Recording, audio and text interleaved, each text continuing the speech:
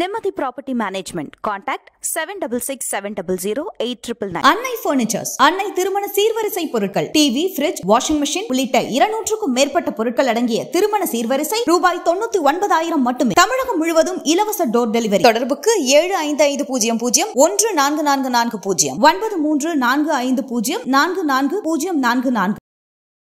இந்த ரமலான் என்ற சொல்லுக்கு நேரடியான பொருள் கரித்தல் என்பது. கரித்தல் சாம்பல் ஆக்குறதில் நெருப்புல போட்டு எரிக்கிறது, இதுதான் அதனுடைய நேரடியான பொருள். அடிப்படையில் சௌம் நோன்பு என்ற சொல்லுக்கு விலகி இருத்தல் என்று பொருள். உண்ணாமல் பருகாமல் இன்பம் துய்க்காமல் விலகி இருக்கக்கூடிய ஒரு செயலை குறிக்கக்கூடியதுதான் நோன்பு என்பது. திருக்குரானை அதிகமாக இந்த மாதத்தில் ஓத வேண்டும் என்று இஸ்லாம் வலியுறுத்துகிறது. எதற்காகனா மனித சமுதாயம் நேர்வழி பெறுவதற்காகவே அருளப்பட்ட வேதம் அது.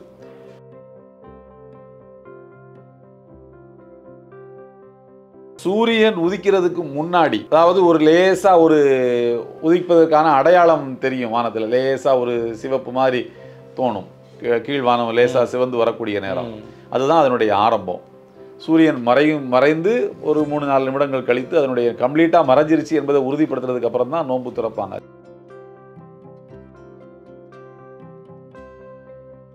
அடுத்து ஒரு மனிதன் பார்வையை முதலாவது தாழ்த்தி கொள்ளணும்.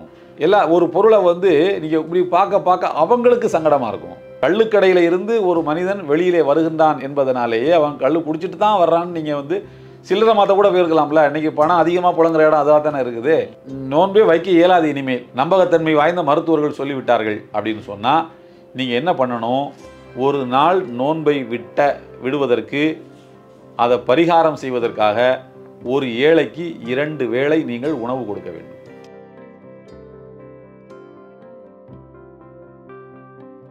அதாவது நோன்பு இருப்பதில் நாம் இறைவனை திருப்திப்படுத்துகிறோம் என்றால், அதிலே இறைவனுடைய உண்மையான திருப்தி நமக்கு எப்போ கிடைக்குதுன்னா ஒரு ஏழையை திருப்திப்படுத்துவதன் மூலமாகத்தான் கிடைக்குது.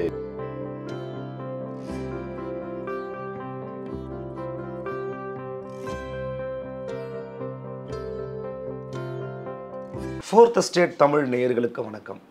இன்று நம்மோடு சிறப்பு நிகழ்ச்சியில் தமிழ்நாடு ஜமாஅத்துல் உலமா சபையினுடைய துணை பொதுச் செயலாளர் மரியாதைக்குரிய இல்யாஸ் ரியாஜி இணைந்திருக்கிறார்.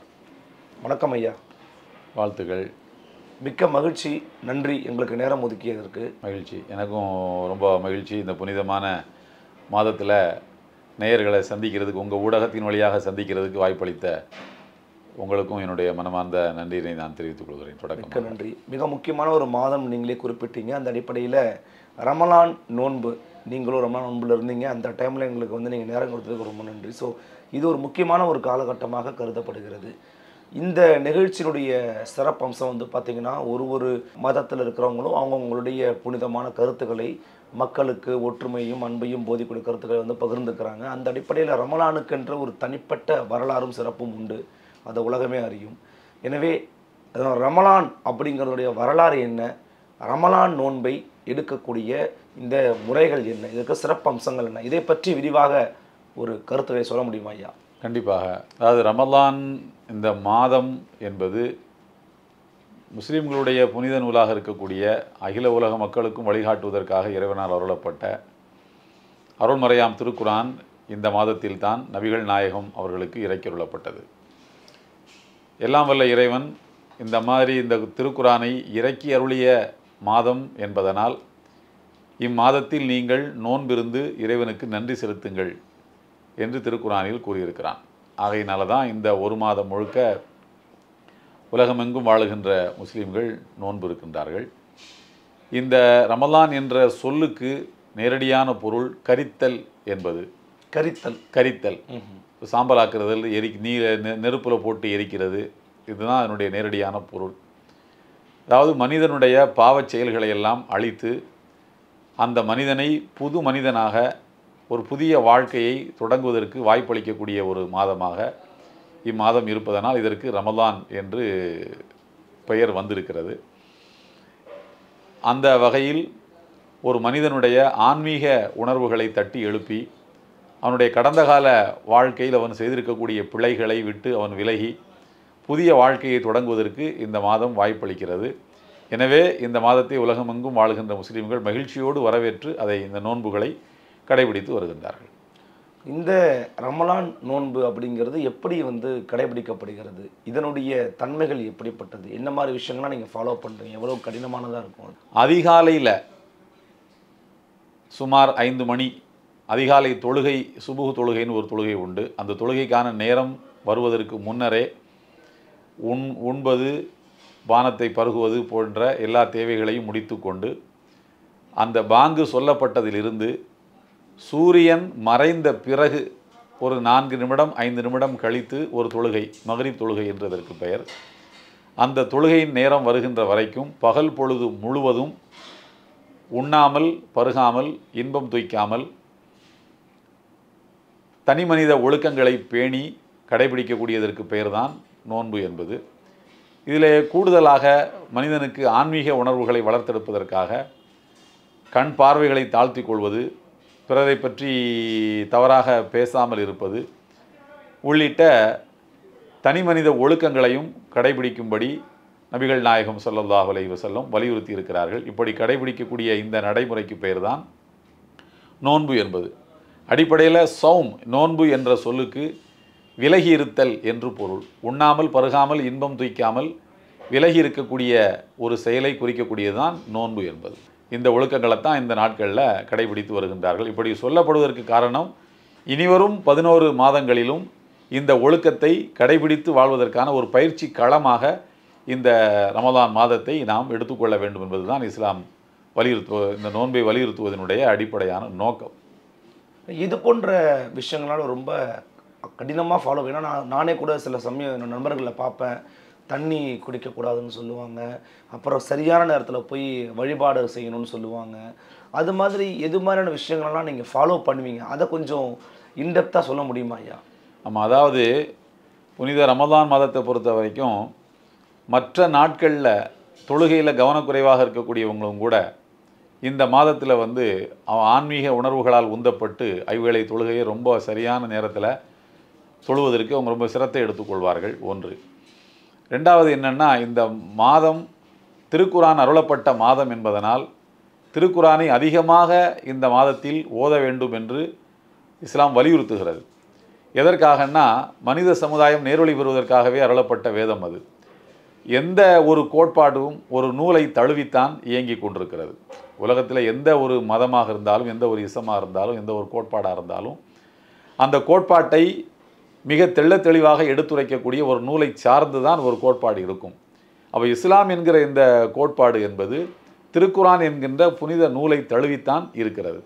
அப்போ அந்த நூலில் என்ன சொல்லப்பட்டிருக்கிறதோ, அந்த வேதத்தில் என்ன சொல்லப்பட்டிருக்கிறதோ அதுதான் இஸ்லாத்தினுடைய அடிப்படையான அம்சங்கள். எனவே அந்த வேதத்தோட உங்களுடைய தொடர்புகளை நீங்கள் அதிகப்படுத்தி கொள்ளுங்கள், அதை பொருள் அறிந்து ஓதுங்கள், அதனுடைய விளக்கங்களை நீங்கள் தெரிந்து கொள்வதற்கு முயற்சியுங்கள் என்பதற்காக திருக்குரானை ஓதுவதற்கு அதிகமான நேரங்களை எடுத்துக்கொள்வது உண்டு இந்த நாட்களில். அது அல்லாமல் தான தர்மங்கள், இந்த தர்மம் இந்த மாதத்தில் மற்ற மாதங்களை விட கூடுதலாக இந்த மாதத்தில் தர்மங்கள் கொடுக்க வேண்டும் என்று இஸ்லாம் வலியுறுத்துகிறது. நபிகள் நாயகம் அவர்கள் இந்த மாதத்தில் எப்படி நடந்து கொள்வார்கள் என்று அவருடைய மனைவி இடத்திலே அவருடைய தோழர்கள் எல்லாம் அடுத்த தலைமுறையை சார்ந்தவர்கள், நபிகள் நாயகத்தை பார்க்காதவர்கள் கேட்ட நேரத்தில் அவங்க சொன்னாங்க, அவர்கள் காற்றை விட வேகமாக தர்மம் கொடுப்பார்கள் அப்படின்ட்டு. ஒரு காற்று என்பது ஒரு இடத்துல இன்னொரு இடத்துக்கு போகிறதுக்கு எவ்வளோ ஃபாஸ்ட்டாக எவ்வளவு வேகமாக அது மூவ் ஆகி போகும், நகர்ந்து போகும்.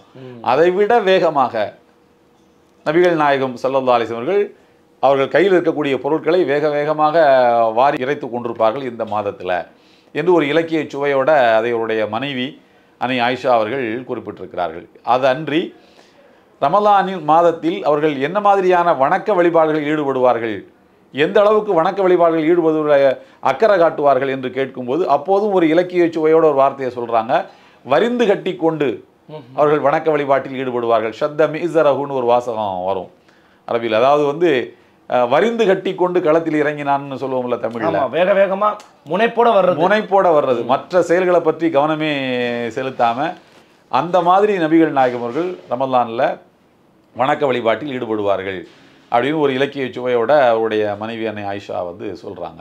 இதைத்தான் எல்லா இறை நம்பிக்கையாளர்களும் இந்த புனித ரமலானில் கடைபிடிக்க வேண்டும் என்று சொல்லப்படுகிறது. அதனால தான் ரமலானில் தர்மங்கள் அதிகமாக முஸ்லீம்களால் வழங்கப்பட்டு வருகிறது. எந்த அளவுக்குன்னு சொன்னால், அவர்கள் ஆண்டுதோறும் ஆண்டு முழுக்க அவர்கள் சேமித்திருக்கக்கூடிய அந்த செல்வங்களை கணக்கு பார்த்து குத்து மதிப்பாகலாம் கொடுக்கக்கூடிய தர்மம் கிடையாது. கணக்கு பார்த்து 2.5% அவர் கொடுத்து ஆக வேண்டும் என்ற அடிப்படையில் வரையறுத்து இன்னாருக்கு இவ்வளவு போய் சேர வேண்டும் என்று வரையறுத்து தர்மம் கொடுக்கக்கூடிய ஒரு சிஸ்டத்தை வந்து இந்த மாதம் மோமின்களுடைய இறை நம்பிக்கையாளர்களுடைய நடைமுறையில் கொண்டு வந்து சேர்த்திருக்கிறது. இவைகளெல்லாம் இந்த மாதத்தில் செய்யக்கூடிய நன்மைகளாக இருக்கும், நற்செயல்களாக இருக்கும். மிக குறிப்பாக இந்த விஷயத்தெல்லாம் கொஞ்சம் செய்ய ஆரம்பிச்சிட்டாங்க, ஆனால் இதெல்லாம் செய்யவே கூடாது இப்படின்னு சில விஷயங்கள் இருக்கலாம். இன்னைக்கு கொஞ்சம் அதை பின்பற்றாமல் விட்டுட்டுறாங்க. அந்த மாதிரி இப்போ ரொம்ப கவனமாக இது போன்ற விஷயங்கள்லாம் தவிர்க்கணும். அதாவது வந்து குறிப்பாக சொல்கிறதா இருந்தால், கண் பார்வைகளை தாழ்த்தி கொள்வது, செவிப்புலன்களை கட்டுப்பாட்டில் வைத்துக் கொள்வது, ஆபாசத்தை பார்ப்பது, ஆபாசம் கேட்பது, ஆபாசமான சொற்களை பேசுவது, இவற்றையெல்லாம் தவிர்த்து நம்முடைய மேனியின் உடலின் எல்லா உறுப்புகளையும் இறைவன் சொன்னபடி ஒரு ஒழுக்கமாக வாழ்வதற்கு பயிற்சி களமாக இந்த ரமலானை ஆக்கி கொள்ள வேண்டும் என்பதுதான் இஸ்லாம் வலியுறுத்துவது. எதற்காகனா 11 மாதங்கள் கட்டுக்கடங்காத காளை மாதிரி மனிதன் வாழ்ந்திருப்பான். ஸ்பீட் பிரேக் இல்லாத ஒரு பயணம் மாதிரி அவனுடைய வாழ்க்கை பயணம் போய்கிட்டே இருக்கும். ஸ்பீட் பிரேக் வருது அப்படின்னு சொல்லும்போது அவன் அறியாமல் என்ன பண்ணுவான், ஒரு கட்டுப்பாட்டுக்குள் அந்த வாகனத்தை கொண்டு வருவான். அந்த மாதிரி தான் மனம் என்பது வாகனத்தை விடவும் வேகமாக பறக்கக்கூடியது. மனம் போன போக்கில் எல்லாம் போகிறான்னு சொல்லுவாங்க இல்லையா. வாகனத்துக்காவது மீடியம் இருக்கும், ஒரு எல்லை கோட்டுக்குள்ளே போவாங்க, லெஃப்ட் சைடு போகணும், ரைட்டில் போகக்கூடாதுன்னெலாம் உலகளாவிய வரைமுறை ஒன்று இருக்கும், அந்த மாதிரி இருக்கும். ஆனால் மனதுக்கு எந்த விதமான வரையறையும் கிடையாது. கட்டுப்பாடு இல்லாமல் போய் கொண்டிருக்கக்கூடிய அந்த மனசை வந்து ஸ்பீட் பிரேக் மாதிரி போட்டு நிறுத்தி, நீ வந்து உனக்கு ஒரு வேதம் இருக்குது, உனக்கு ஒரு வழிகாட்டி இருக்காங்க, உனக்கு ஒரு மார்க்கம் இருக்குது, அந்த வரையறைக்குள்ளே வாழ்கிறதுக்கு நீ முயற்சி பண்ணு அப்படின்னு நினைவூட்டக்கூடிய ஒரு மாதமாகத்தான் இந்த மாதத்தை பார்க்கணும். மொத்தத்தில் உடல் முழுவதும் நோன்பு இருக்க வேண்டும். கண், காது, நாவுகள், மேனி எல்லாமே நோன்பு இருக்க வேண்டும் என்பது தான் அந்த நோன்பினுடைய அடிப்படையான தத்துவம். இந்த நோன்புல வந்து குழந்தைகள், பெண்கள் இவங்களுக்கு ஏதாவது ரிலாக்ஸேஷன்ஸ் இருக்குதா? அவங்கெல்லாம் இந்த நோன்பை எப்படி ஃபாலோ பண்ணணும்னு நபிகள் நாயகம் சொல்லியிருக்காங்க. அதாவது ஒரு நல்ல கேள்வி இது. பருவ வயதை அடைந்தவர்களுக்கு தான் நோன்பு கடமை, பருவ வயதை அடையாதவர்களுக்கு நோன்பு கடமை இல்லை. ஆண் குழந்தையாக இருந்தாலும் பெண் குழந்தையாக இருந்தாலும். பெண்களை பொறுத்த வரைக்கும் அவர்களுக்கு தொழுகை இல்லாத காலகட்டங்கள் அப்படின்னு சொல்லுவாங்க. அவங்களுக்கு வந்து மாதாந்திரமாக ஏற்படக்கூடிய அந்த இயற்கையாக இறைவன் கொடுத்துருக்கக்கூடிய ஒரு உடல் சூழ்நிலை இருக்கிறது அல்லவா, அந்த காலகட்டங்களில் அவங்க நோன்பு வைக்க வேண்டியது இல்லை. நோன்பு வந்து அவங்க விட்டுக்கலாம். ஏன் அப்படின்னு சொல்லி இறைவன் அதை சலுகையை கொடுத்துருக்கிறான்னா, அவர்கள் உடல் ரீதியாகவும் ஒரு விதமான துன்புறுத்தலுக்கு ஆளாவார்கள். இயற்கையான துன்புறுத்தல் அது. மன சைக்காலஜிக்கலாகவும் பெருசாக அஃபெக்ட் ஆகுவாங்க. அவங்க ஒரு விதமாக டென்ஷனாக இருக்கிறது, ஒரு பரபரப்பாக இருப்பாங்க, எதுலேயுமே வந்து மைண்ட் அப்ளை பண்ண முடியாத ஒரு நிலைமையில் இருப்பாங்க. ஆமாம் இருக்கும். ஒரு ஸ்டேபிளாக இருக்காது அவங்களுடைய உளவியல் நிலைகள். ஸோ அதனால் மேலும் அவர்களுக்கு ஒரு சிரமத்தை கொடுக்கக்கூடாது என்பதற்காக இறைவன் அந்த சலுகையை கொடுத்துருக்குறான். ஆனால் நம்ம சமுதாயத்தை பொறுத்த வரைக்கும் அப்படின்னு சொன்னால், ஒரு 7 வயது 6 வயது குழந்தைகள் எல்லாம் கூட இப்போ நோன்பு வச்சுக்கிட்டு இருக்காங்க. உங்களுக்கு கடமை, ஆமாம் கடமை இல்லை என்று சொல்லப்பட்டாலும் 30 நோன்புகளையும் 6 வயது குழந்தைகள் வைக்கக்கூடியதை நாமளே வந்து பார்க்க முடியும். மாலை நேரங்களில் பள்ளிவாசலுக்கு வந்து அவங்க வந்து நோன்பு கஞ்சி குடிக்கிறதுக்காக 6 வயது குழந்தைகள் எல்லாம் வருவாங்க. அவங்க முகத்தை பார்த்தாலே தெரியும் அவங்க நோன்பு தான் வச்சுருப்பாங்கன்ட்டு. இவ்வளவு தான் தடுத்தாலும் அவங்க வந்து அதை விட மாட்டாங்க.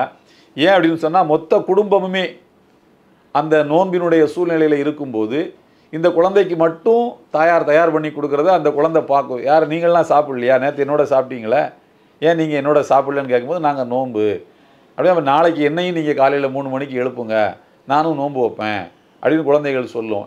எழுப்பாட்டி அம்மாட்ட பேசாமல் இருக்கக்கூடிய குழந்தைகள் எல்லாம் கூட நாம் வந்து சமுதாயத்தில் பார்க்க முடியும். அப்படி வந்து கடமை இல்லாமல் இருந்தாலும் அது ஒரு பயிற்சி, கடமை ஆகும்போது ஒரு பயிற்சியாக இருக்கட்டுங்கிறதுக்காக முற்கூட்டியே நோன்பு வைக்கக்கூடிய சூழ்நிலைகள் எல்லாம் சமுதாயத்தில் இருக்குது. ஒரு நாடுகளுக்குமே வந்து இந்த மாதத்தில் ஒரு நேரம் அப்படிங்கிறது இருக்கும். அந்த நேரத்தை பின்பற்றி ரொம்ப குறிப்பிட்டு தான் அந்த நோன்பு இருக்கிறாங்க, தொழுகிறாங்க அப்படிங்கிறத நம்ம பார்க்குறோம். அந்த நேர கட்டமைப்பை பற்றி சொல்ல முடியுமா ஐயா? ஆமாம், அதாவது என்னென்னா, சூரிய ஓட்டத்தின் அடிப்படையில் தான் அந்த நோன்பினுடைய நேரம் வரையறுக்கப்பட்டிருக்கு. ஓகே, இயற்கை அடிப்படையில் சந்திர ஓட்டத்தின் அடிப்படையில் மாதம் வரையறுக்கப்படுது. பிறை பார்த்து தான் நோன்பு வைக்கணும், பிறை பார்த்து தான் நோன்பு விடணும். அந்த மாதம் வரையறுக்கப்படுவது சந்திர ஓட்டத்தின் அடிப்படையில் தான். இந்த நோன்பு, தொழுகை இவைகள் எல்லாமே வந்து சூரிய ஓட்டத்தை அடிப்படையாக கொண்டு தான் அது கணக்கிடப்படுகிறது. ஆகையினால சூரியன் உதிக்கிறதுக்கு முன்னாடி, அதாவது ஒரு லேசா ஒரு உதிப்பதற்கான அடையாளம் தெரியும் வானத்தில், லேசா ஒரு சிவப்பு மாதிரி தோணும், கீழ்வானம் லேசா சிவந்து வரக்கூடிய நேரம், அதுதான் அதனுடைய ஆரம்பம். சூரியன் மறைந்து ஒரு 3-4 நிமிடங்கள் கழித்து அதனுடைய கம்ப்ளீட்டாக மறைஞ்சிருச்சு என்பதை உறுதிப்படுத்துறதுக்கு அப்புறம் தான் நோன்பு திறப்பாங்க. சில நாடுகளில் இந்த நேரம் ரொம்ப வந்து அதிகமாக இருக்கும். கடந்த ஆண்டு பார்த்தீங்கன்னா லண்டனில் இருக்கக்கூடிய நம்முடைய நண்பர்கள் எல்லாம் சொன்னாங்க, நாங்கள் வந்து இரவு 9 மணிக்கு 9:15 தான் நாங்கள் நோன்பு துறக்கிறோம். 9:15 நோன்பு துறக்கிறோம். அதிகாலை பார்த்தீங்கன்னா நாங்கள் வந்து 4 மணிக்கெல்லாம் நோன்பு சாப்பிட்டு அந்த நோன்பு ஸ்டார்ட் பண்ணக்கூடிய நேரம் எங்களுக்கு 4 மணிக்கெல்லாம் வந்துடுது. ஸோ அப்போ வந்து பார்க்கும்போது உங்களுக்கு 10, 11, 12, 1, 2, 3, 4 7 மணி நேரம் தான் அவங்க உண்பதற்கும் பருகுவதற்குமான அவகாசம் கிடைக்குது. ஓகே, இந்தியாவை பொறுத்த வரைக்கும் இந்த வருஷம் கிட்டத்தட்ட 13 மணி நேரம் வருது. அடுத்த ஆண்டு பார்த்தீங்கன்னா அது 12.5 மணி நேரமாக அது சுருங்கும்.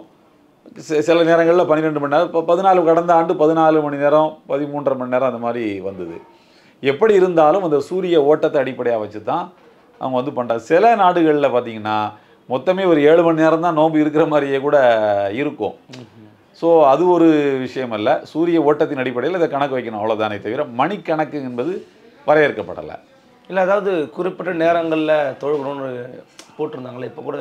ஆமாம், அது மாதிரி கேட்குறேன். இப்போ நாங்கள் கீழே வரும்போது நாங்கள் பார்த்தோம், பள்ளிவாசல் நுழையும் போதே நேரங்கள்லாம் போட்டிருந்தீங்க, அதுக்கேற்ற மாதிரி தொழுகை செய்கிறாங்க. ஆமாம், அது என்ன முறைங்க அது? அதாவது வந்து சூரியன் உதிப்பதற்கு முன்னாடி அதிகாலை தொழுகை. ஓகே, முதல் தொழுகை அதுதான். காலையில் எழுந்தவுடன் முதல் தொழுகை வந்து அதுதான்.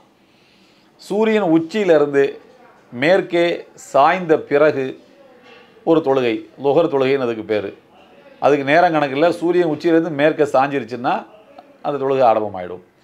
3வது தொழுகை வந்து ஒரு பொருளின் நிழல், ஒரு பொருளை வந்து ஒரு பேனாவை வந்து நீங்கள் என்ன பண்ணுறீங்க, வெயிலில் நட்டு வைக்கிறீங்க, அதனுடைய நிழல் அதுபோல் 1 மடங்கு அந்த நிழலை அளந்து பார்த்தீங்கன்னா அந்த பேனா அளவுக்கு வந்து வந்துருச்சுன்னா 3வது தொழுகை.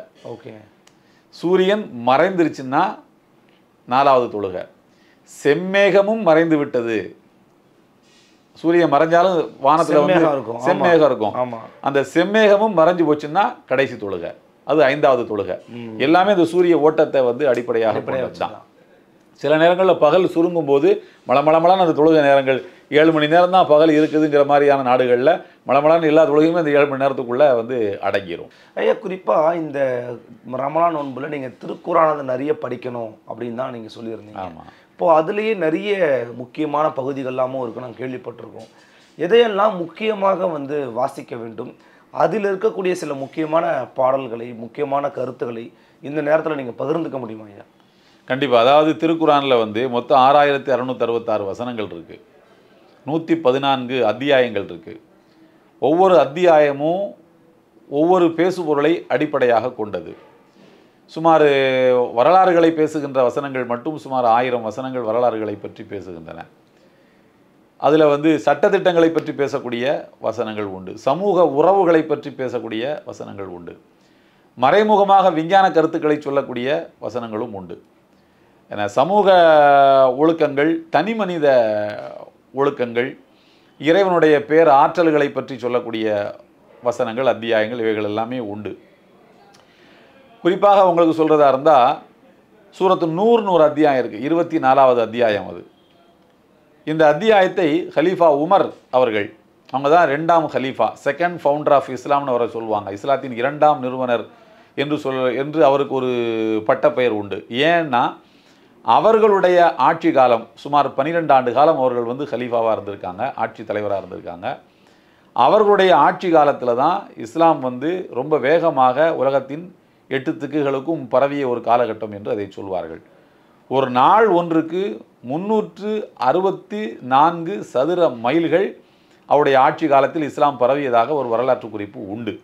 அவ்வளவு ஃபாஸ்ட்டாக அவர் இஸ்லாத்தை உலகத்தினுடைய எல்லா நாடுகளுக்கும் கொண்டு போய் சேர்த்தவர்கள். அப்படி அவர்கள் பல்வேறு கலாச்சாரம், பல்வேறு பண்பாடுகள், பல்வேறு நடைமுறைகள், ஆடை கலாச்சாரம், உணவு கலாச்சாரம், இப்படியெல்லாம் உலகத்தில் அந்தந்த கிளைமேட்டுக்கு ஏற்றவாறு அவர்களோட ஆடை கலாச்சாரம், உணவு கலாச்சாரத்தை கொண்டிருப்பாங்க. இப்படி உலகத்தினுடைய பல்வேறு நாடுகளுக்கு இஸ்லாம் போய் சேரக்கூடிய நேரத்தில் அவர்களுக்கு ஏற்ற மாதிரி இஸ்லாத்தின் பகுதிகள் சொல்லப்படணும். அதற்காக அவங்க முதலாக இஸ்லாத்தை ஏற்றுக்கொண்ட நாடுகளுக்கு நீங்கள் இந்த அத்தியாயத்தை ஓதி காண்பிக்க வேண்டும் என்று அந்த மக்களுக்கு விளக்கமாக எடுத்துரைக்க வேண்டும் என்று கலீஃபா உமர் அவர்கள் தன்னுடைய கவர்னர்களுக்கு ஒரு உத்தரவே போட்டிருந்தார். அதுதான் சூரத்து நூர் என்கின்ற அத்தியாயம். அதில் என்ன பேசு பொருளாக இருக்குது அப்படின்னு சொல்லி கேட்டிங்கன்னா, ரைட் டு பிரைவசி, முதலாவது ஒரு மனிதனுக்கு தனித்திருக்கக்கூடிய உரிமை ரொம்ப அதில் விரிவாக பேசு. எந்த வீட்டுக்கு நீங்கள் போனாலும் கதவை தட்டி உங்கள் மீது சாந்தி உண்டாகட்டும் என்று சொல்லி நான் உள்ளே வரலாமா என்று அனுமதி கேட்டு இப்படி 3 ஸ்டெப்பை தாண்டி தான் ஒரு வீட்டுக்குள்ளே போக முடியும். நான் பல்கி வாலான்னு ஒரு பெரிய லாயர் இருந்தார், சுப்ரீம் கோர்ட் லாயர். ஆமாம், இறந்து போனார். அவர் பார்லிமெண்ட்டில் ராஜ்யசபாவில் எம்பியாக இருந்தார்.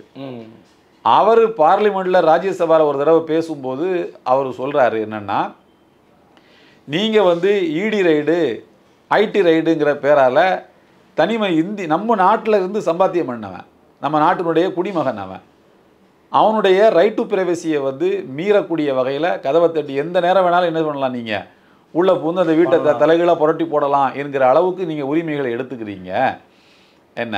ஆனால் அது நம்ம நாட்டு ஒரு மனிதனுக்கு இருக்கக்கூடிய ரைட் டு பிரைவசியை நீங்கள் எப்படி மீற முடியும்? தனிப்பட்ட உரிமையை மீறீங்க. தனிப்பட்ட ரைட் டு லைஃப் எப்படி முக்கியமானதோ அது மாதிரி ரைட் டு பிரைவசியும் ஒரு மனிதனுக்கு முக்கியமானது. பிரைவசி என்பது புனிதமானது இல்லை. ஒவ்வொரு மனிதனுக்கும் ஒரு ஒரு தனிமை இருக்கும். அந்த தனிமை புனிதமானது.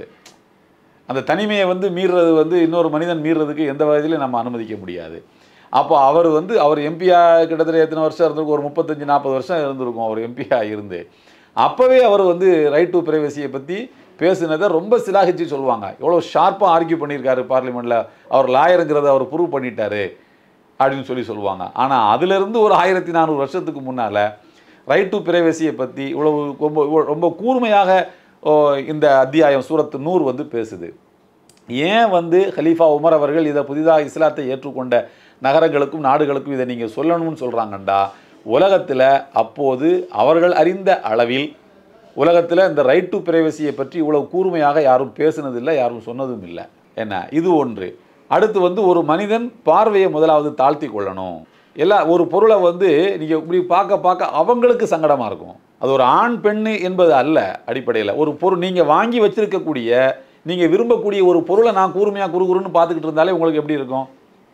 புதிதாக விலை உயர்ந்த ஒரு கைபேசி வாங்கி நீங்கள் பாக்கெட்டில் வச்சுருக்கீங்க, அதை ஒருத்தன் குறுகுறுன்னு பார்த்துக்கிட்டே இருந்தாங்கன்னா உங்களுக்கு சங்கடமாக இருக்கும்ல. ஓகே. ஸோ திடீர்னு அது பொருள் கீழே விழுதுன்னு வச்சுக்கோங்க, அவன் குறுகுறுன்னு பார்த்தா அதனால தான் அது கீழே விழுந்துச்சுன்னு நீங்கள் நினைக்கிறதுக்கு வாய்ப்பு உண்டு. இது சமூக உறவுகளை பெருசாக டிஸ்டன்ஸை உண்டாக்கிறோம், சமூக உறவுகளில் தொலைவை அது உண்டாக்கிறோம். ஸோ நீங்கள் பார்வைகளை தாழ்த்தி கொள்ளுங்கள். யாரை பற்றி நீங்கள் தவறாக எண்ணாதீர்கள். முதலாவது நான் அடிக்கடி உதாரணமாக சொல்கிறது உண்டு. கள்ளுக்கடையில் இருந்து ஒரு மனிதன் வெளியிலே வருகின்றான் என்பதனாலேயே அவன் கல் குடிச்சிட்டு தான் வர்றான்னு நீங்கள் சில்லறை மாற்ற கூட போயிருக்கலாம்ல. இன்றைக்கி பணம் அதிகமாக புழங்குற இடம் அதாக தானே இருக்குது. ஸோ அங்கே போனால் தான் சில்லறை கிடைக்கும்னு நினச்சி சில்லறை மாற்ற கூட அவன் போயிருக்கலாம். அது கால் தடிக்க அவர் நான் தள்ளாடினார், அதை வச்சு நான் அவர் குடிச்சாருன்னு முடிவு பண்ணிக்கிட்டேன்னு சொல்ல முடியாது. கல் தடிக்க கூட அவர் தடுமாறி இருந்திருக்கலாம். ஸோ யாரை பற்றி நீங்கள் தவறாக எண்ணாதீர்கள், தவறான செய்திகளை நீங்கள் பரப்பாதீர்கள், யாரும் யாரின் மீதும் நீங்கள் அவதூறு சொல்லாதீர்கள், அனுமதியின்றி நீங்கள் என்ன பண்ணாதீங்க, ஒருவருடைய வீட்டுக்குள்ளே அத்துமீறி நீங்கள் நுழையாதீர்கள். இப்படி எல்லாம் அதில் சமூக உறவுகளை பற்றி பேசக்கூடிய அத்தியாயமாக அது இருக்குது. ஸோ இப்படி ஒவ்வொரு அத்தியாயத்துக்குள்ளேயும் பார்த்தீங்கன்னா அடிப்படையில் சமூக உறவுகள் இதை பற்றி பேசக்கூடிய வசனங்கள் அடங்கியதாக இருக்குது. அதனால் ஒவ்வொரு அத்தியாயமுமே திருக்குரான் தன்னை பற்றி ஒரு இன்ட்ரோடக்ஷன் கொடுக்குது, தன்னை பற்றி ஒரு அறிமுகம் கொடுக்குது. என்னென்னா இதனுடைய எல்லா வசனங்களும் ஒன்று போல் சமமானவை. இதில் கருத்து கம்மியாக இருக்குது, இதில் கருத்து அதிகமாக இருக்குன்னுலாம் கிடையாது, எல்லாம் ஒன்று போல் சமமானவைன்னு சொல்லுது. ஸோ அதனால் அதனோடு நீங்கள் தொடர்புகளை அதிகமாக வளர்த்து கொள்வதற்கு ஒரு வாய்ப்பாக இதை நீங்கள் எடுத்துக்கணும் அப்படின்னு தான் இந்த ரமலானை நம்ம சொல்கிறோம். ரமலானை பற்றி துவக்கத்தில் நீங்கள் ஒரு இன்ட்ரோ கொடுத்தீங்க. ஆனால் இது இப்போது வெளியில் இருந்து பார்க்குறவங்களுக்கு ரமலானா அப்படின்னா என்னப்பா, அதனுடைய ஹிஸ்ட்ரி என்னப்பா, எப்படி அந்த இது பண்ணாங்க அப்படிங்கிற மாதிரி காமன் லேமேனுக்கு சொல்லணும்னா என்ன மாதிரி விஷயங்கள் சொல்லுங்கள்? அதாவது இதை திருக்குரானுடைய மொழியிலேயே நாம் இதை சொல்கிறதா இருந்தால் இறைவன் அதை எப்படி அறிமுகப்படுத்துகிறான்னா, உங்கள் மீது நோன்பு கடமையாக்கப்பட்டு விட்டது அப்படின்னு சொல்லும்போது, ஆஹா நம்மளை பட்டினி கிடக்க சொல்கிறானே, பசியோடு இருக்க சொல்கிறானே அப்படின்னு ஒரு சின்ன அதிர்ச்சி வரும் அதை வாசிக்கக்கூடியவனுக்கு. அடுத்த வாக்கியத்தில் இறைவன் சொல்கிறான், அந்த சட்டங்களை போட்டுட்டு பின்னால் கிளாஸுக்கு உள்ளே கொடுத்துட்டே வருவாங்கள்ல, அந்த மாதிரி அடுத்த கிளாஸில் இறைவன் என்ன சொல்கிறான்னா, உங்களுக்கு முன்னர் வாழ்ந்தவர்களுக்கும் நோன்பு கடமையாக்கப்பட்டிருந்தது, அதுபோலத்தான் உங்களுக்கு கடமையாக்கப்பட்டிருக்குங்கிறான். புரிஞ்சுங்களா? அப்போ என்னென்னா, நீங்கள் நோன்பு இருந்தால் ஒன்றும் உடல் நலிவுற்று போய்விடுவீர்கள், அல்லது உங்களுடைய அன்றாட அலுவல்களை நீங்கள் செய்ய முடியாது, அப்படிலாம் நீங்கள் தயங்க தேவையில்லை. உங்களுக்கு முன்னால் உள்ளவங்களும் நோன்பு வச்சுருந்துருக்காங்க, அதுபோல தான் உங்களுக்கு நோன்பு கடமையாக்கப்பட்டிருக்கு அப்படின்னு அடுத்து ஒரு மிரட்சி வருது. இப்போ எத்தனை நாளைக்கு இருக்கணும்னு, ஐயாமம் மாதூதா, எண்ணி விடக்கூடிய நாட்கள் தான். அது என்ன ஒரு மாதம் தான், 29 நாள் அல்லது 30 நாள் தான் அப்படின்ட்டு. அப்போ எல்லாருமா நோன்பு வைக்கணும் இல்லை. அடுத்த அமன்படி எப்படி வருதுன்னா, நீங்கள் பயணத்தில் இருந்தாலோ அல்லது நோயுற்று இருந்தாலோ நீங்கள் என்ன செய்யணும், அந்த நாட்களில் நோன்பை விட்டு கொள்ள வேண்டும். ஆனால் எண்ணிக்கையை பூர்த்தி பண்ணுறதுக்கு நீங்கள் பயணத்திலேருந்து வந்த உடனே விடுபட்ட நோன்புகளை பின்னால் நீங்கள் என்ன செய்யணும், வைத்து அந்த எண்ணிக்கையை நிறைவேற்றி கொள்ள வேண்டும். 29 30 நீங்கள் கம்ப்ளீட் பண்ணிக்கணும். ரமலான் முடிஞ்ச பிறகு, ரமலான் முடிஞ்சதுக்கப்புறம். இப்போ இந்த மாதத்தில் ஒருத்தர் பயணத்தில் போகிறாரு, பயணம் அவருக்கு இப்போ நோன்பு வச்சா அவர் ரொம்ப டயர்டாயிருவார், மயக்க நிலைக்கு போயிடுவாருன்னு இருந்தால் நோன்பை விட்டு கொண்டு பின்னால் அந்த நோன்பை என்ன செய்யணும், அந்த நிறைவேற்றி அந்த 30 கம்ப்ளீட் பண்ணிக்கணும். நோயாளி அப்படி தான்.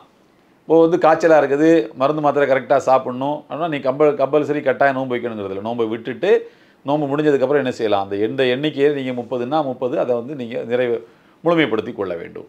நிரந்தரமாக நோன்பு வைக்க இயலாதவர்கள் அவர்கள் என்ன ஒரு அழகாக சொல்கிறான் பாருங்கள் இறைவன், உங்களால் நோன்பே வைக்க இயலாது இனிமேல், நம்பகத்தன்மை வாய்ந்த மருத்துவர்கள் சொல்லிவிட்டார்கள் அப்படின்னு சொன்னால் நீங்கள் என்ன பண்ணணும், ஒரு நாள் நோன்பை விடுவதற்கு அதை பரிகாரம் செய்வதற்காக ஒரு ஏழைக்கு 2 வேளை நீங்கள் உணவு கொடுக்க வேண்டும். ஒரு ஏழைக்கு 2 வேளை உணவு கொடுத்தீங்கன்னா அந்த ஒரு நோன்பை நீங்கள் நிறைவேற்றாமல் விட்ட குற்றத்துக்கு நீங்கள் ஆளாக மாட்டீர்கள். அது சரியாக போச்சு. அதுக்கடுத்து என்ன சொல்லுதுன்னா, எப்படி இருந்தாலும் நீங்கள் நோன்பு வைப்பதே உங்களுக்கு சிறந்தது என்று நீங்கள் புரிந்து கொள்வீர்கள், நீங்கள் விளங்கி கொள்ளக்கூடியவர்களாக இருந்தால் அப்படின்னு இறைவன் சொல்லி காட்டுறான். இது நோன்பில் ஒரு மனிதனுக்கு இறைவன் தந்திருக்கக்கூடிய சலுகை. இது சலுகை. அதே மாதிரி பார்த்தீங்கன்னா, நோன்பு வைக்க இயலாதவர்கள், இடைக்காலமாக வைக்க இயலாதவர்கள் பின்னால் நிறைவேற்றி கொள்ள வேண்டும். பெர்மனண்ட்டாக வைக்க இயலாதவர்கள் அது என்ன செய்யணும், அது ஏழைகளுக்கு கொடுத்து அதை சரி செய்து கொள்ள வேண்டும். இவங்க எல்லாருமே பெருநாள், அதாவது பெருநாள் நிறைவேற்றுகின்ற அன்றைக்கு நோன்பு வச்சிருந்தாலும் நோன்பு வைக்காமல் இருந்தாலும் சரி, ஒரு இறை நம்பிக்கையாளன் பெருநாள் தினத்தன்று காலையில் அன்றைய ஒரு நாள் உணவுக்கு ஒரு ஏழைக்கு நீங்கள் பொறுப்பேற்றுக் கொள்ள வேண்டும். அதாவது 100 ரூபாய் நீங்கள் தர்மம் கொடுக்கணும். நபிமொழிகளில் சொல்லப்பட்டிருக்கக்கூடிய அந்த அளவை வச்சு பார்க்கும்போது நம்முடைய இந்தியாவினுடைய கணக்குப்படி 100 ரூபான்னு நாங்கள் நிர்ணயம் பண்ணியிருக்கோம். எங்களுடைய உலமாக்கள் சபையிலேருந்து 100 ரூபாய் நீங்கள் தர்மம் கொடுக்கணும் பெருநாள் தினத்தன்று அப்படின்னு. இதை கூட டெக்கான் கிரானிக்கலில் ஒரு 15 வருஷம் 12 வருஷத்துக்கு முன்னாடி ஒரு ஆர்டிக்கல் போட்டிருந்தாங்க, ஒரு பாக்ஸ் கட்டி போட்டிருந்தாங்க. என்னன்னு சொன்னால், இந்தியாவில் ஒரு 15 கோடி முஸ்லீம்கள் இருக்காங்கன்னு வச்சுக்குவோம் ஒரு பேச்சுக்கு. அது நான் சொல்லுறது 15 வருஷத்துக்கு முன்னாடி 15 கோடி முஸ்லீம்கள் இருக்காங்க. அதில் 1/3, 3இல் ஒரு பகுதி முஸ்லீம்கள் தர்மம் கொடுக்குறாங்க, 3ல் ஒரு பகுதி முஸ்லீம்கள் அதை வாங்குறாங்க, 3ல் ஒரு பகுதி முஸ்லீம்கள் கொடுக்கவும் வசதி வாய்ப்பு இல்லை, வாங்கவும் கூச்சப்படுறாங்க. நம்மளாம் அதெல்லாம் வாங்கக்கூடாது, இது ஏழைகளுக்குள்ளது, நம்ம ஏழை இல்லைன்னு அவங்க நினைக்கிறாங்க அவங்களுடைய பெருந்தன்மையினால். ஆனால் உண்மையில் அவங்க ஏழையாக இருக்காங்க, கொடுக்கறதுக்கு அவங்களுக்கு முடியலை. இப்படி நம்ம 3 விதமாக பிரிச்சுக்கிடலாம். பிரிச்சுக்கிட்டா ஒரு குடும்பம் இல்லை, ஒருவர் 100 ரூபாய் அன்னைக்கு தர்மம் கொடுக்குறாருன்னு சொன்னால் 5 கோடி பேருக்கு எத்தனை கோடி ஆச்சு? எவ்வளோ சைலண்ட்டாக, அதுவும் தொழுகைக்கு வர்றதுக்கு முன்னாடியே கொடுத்து முடிச்சிடணும் அப்படின்னு சொல்லப்பட்டிருக்கு. அப்போது சைலண்ட்டாக 1 மணி நேரத்துக்குள்ளாக எவ்வளோ இலகுவாக ஏழைகளின் கைக்கு இது போய் சேருதுன்னு பாருங்கள் அப்படின்னு சொல்லிட்டு ஒரு 10-12 வருஷத்துக்கு முன்னாடி ஹைதராபாத் எடிஷனில் வந்திருந்தது, அது சென்னை எடிஷன்லேயும் எனக்கு பார்த்த ஞாபகம் இருக்குது. ஸோ இப்படி இதுதான் இந்த செட்டப்பு. அதாவது நோன்பு இருப்பதில் நாம் இறைவனை திருப்திப்படுத்துகிறோம் என்றால் அதிலே இறைவனுடைய உண்மையான திருப்தி நமக்கு எப்போ கிடைக்குதுன்னா ஒரு ஏழையை திருப்திப்படுத்துவதன் மூலமாகத்தான் கிடைக்குது. ஏழையின் சிரிப்பில் இறைவனை காண்போம் என்பதெல்லாம் வந்து ஒரு 1400 வருஷத்துக்கு முன்னாடியே உலகத்தில் நடைமுறைப்படுத்தப்பட்ட ஒரு தத்துவம் தான். இதுதான் அந்த ரமலானில் இருக்கக்கூடிய அந்த அந்த செயல்பாடுகள். நிச்சயமாக. நிறைவாக இன்னொரு கேள்வி என்னென்னா, சில விஷயங்களை வந்து சாப்பிடவே கூடாது, இப்போ தண்ணி கூட அருந்தக்கூடாது, அல்ல பழச்சாறு சாப்பிடலாம், இல்லை பழங்கள் சாப்பிடலாம், இந்த மாதிரி சில எக்ஸம்ஷன்ஸை வந்து சொல்கிறாங்க இந்த நோன்பு நேரத்தில். உண்மையிலேயே நோன்பு நேரத்தில் ஒரு அரிதான ஒரு நீங்கள் சொன்ன மாதிரி அதுக்குள்ளே எல்லாமே வந்துருச்சு, இருந்தாலும் இதெல்லாம் சாப்பிடலாம் எக்ஸப்ஷன் தான் அப்படி ஏதாவது இருக்குதா? எதுவுமே கிடையாதா? இல்லை, அப்படி எதுவும் கிடையாது. அதாவது வந்து தண்ணி ஜூஸ் அப்படிலாம் எதுவும் கிடையாது, எதுவுமே சாப்பிடக்கூடாது. காலையில் வந்து உங்களுக்கு இன்றைக்கி நேரம் பார்த்தீங்கன்னா 5 மணி, என்ன 5 மணிக்கு நீங்கள் சாப்பிட்டு முடிச்சிட்டிங்கன்னா காலையில் 5 மணி, காலையில் 5 மணிக்குள்ளே முடிச்சிடணும். முடிச்சிட்டிங்கன்னா திரும்ப மாலை வந்து இன்றைக்கி நேரப்படி 6:24, 6:24க்கு தான் நீங்கள் வந்து நோம்பு வந்து திறக்கணும். இடையில எதுவுமே சாப்பிடும். சில பேர் சொல்லுவாங்க எச்சில் விழுங்கக்கூடாது, அப்படி கிடையாது. எச்சில் வந்து இயல்பாக எச்சில் ஊறிக்கிட்டே இருக்கும், அது ஒன்றும் தப்பு கிடையாது. எச்சில மொத்தமாக சேர்த்து வச்சு விழுங்கக்கூடாது, அதுதானே தவிர அதை தான் எச்சில் விழுங்கக்கூடாதுன்னு புரிஞ்சு வச்சுருக்காங்களே தவிர மற்றபடி எச்சில் வந்து ஊற ஊற ஒரு மனிதன் விழுங்கிக்கிட்டே இருக்கான், அது தப்பு. நோம்பு எந்த விதத்துலையும் பாதிப்பு இல்லை. சேர்த்து வச்சு மொத்தமாக விழுங்கக்கூடாதுன்றது மட்டும்தானே தவிர கிடையாது. அப்போது இதுக்கு விதிவிலக்கு இருக்குது, இதுக்கு இது குடிக்கலாம் அப்படிலாம் எதுவும் இல்லை. எதுவுமே என்ன செய்யக்கூடாது, தொடக்கூடாது. அதுதான் பழங்கள் எதுவுமே. ஆமாம். எந்த அளவுக்கு இது சொல்லப்பட்டிருக்குன்னு சொன்னால், நபிகள் நாயகம் ஸல்லல்லாஹு காலகட்டத்தில் வந்து ஒருத்தர் வந்து கடமையான நோன்பு இல்லை, இது அல்லாமல் உபரியான நோன்புகளும் வைப்பாங்க. வாரத்தில் 2 நாள் நோன்பு வைக்கக்கூடிய நடைமுறைகள் எல்லாம் இருக்குது. அப்படி ஒரு நாள் நோன்பு வச்சுக்கிட்டு இருக்கும்போது இவர் நோன்பாளின்னு தெரியாமல் பக்கத்தில் ஒருத்தர் உட்காந்து சாப்பிட்டுட்டு இருக்காரு. அது உபரியான நோன்பு தானே, விருப்பப்பட்டால் வைக்கலாம், இல்லைனா இது வந்து ரமலான் அல்லாத மற்ற மாதங்களில் இவர் சாப்பிட்றது வந்து இவருக்கு தெரிஞ்சு தான் சாப்பிட்றாரு. அப்போது நபிகள் நாயகம் ஸல்லல்லாஹு அலைஹி வஸல்லம் அவரை கூப்பிட்டு சொன்னாங்க, ஒரு நோன்பாளிக்கு முன்னால் இன்னொருவர் சாப்பிட்டு கொண்டிருந்தால் இவருடைய எலும்புகள் இவருக்காக பிரார்த்தனை செய்கின்றன. அந்த சகிப்புத்தன்மையை பாராட்டுறாங்க. ஓகே, அந்த மனதை பறி கொடுக்காம இது வந்து உபரியான நோன்பு தானே, இன்னொரு நாளைக்கு கூட பார்த்துக்கலாமே, அதில் ஒரு சுவையான உணவு இருக்க தானே செய்யுது அப்படின்லாம் அதை வந்து எடுத்துக்கிடாமல் அவர் இந்த சகிப்புத்தன்மையோடையும் அந்த பொறுமையோடையும் இருக்கிறார் இல்லையா, அதுக்காக உன்னுடைய எலும்புகளெல்லாம் உனக்காக என்ன செய்கிறது, இறைவனிடத்தில் பாவ மன்னிப்பு தேடுகிறது, உனக்காக பிரார்த்திக்கிறது அப்படின்னு சொல்லி அவரை வந்து ஊக்கப்படுத்துகிறாங்க. அப்படின்னா எதற்காகவும் அந்த நோன்பை இடையில் முறிப்பது என்பது இல்லவே இல்லை மார்க்கத்தில். ரொம்ப ஆழமாக எளிமையாக மக்களுக்கு புரியக்கூடிய வகையில் பலவிதமான மார்க்க கருத்துக்களை பகிர்ந்துக்கிட்டீங்க. அடுத்தடுத்த எபிசோட்களில் நிறைய விஷயங்களை பகிர்ந்துக்க போகிறோம். ஐயா, மிக்க நன்றி. ரொம்ப மகிழ்ச்சி. உங்கள் வழியாக சமுதாயத்து மக்களை சந்திப்பதற்கும் தமிழ் நேயர்களை சந்திப்பதற்கும் வாய்ப்பளித்த உங்களுக்கு என்னுடைய மனமார்ந்த நன்றியினை தெரிவித்துக் கொள்கிறேன்.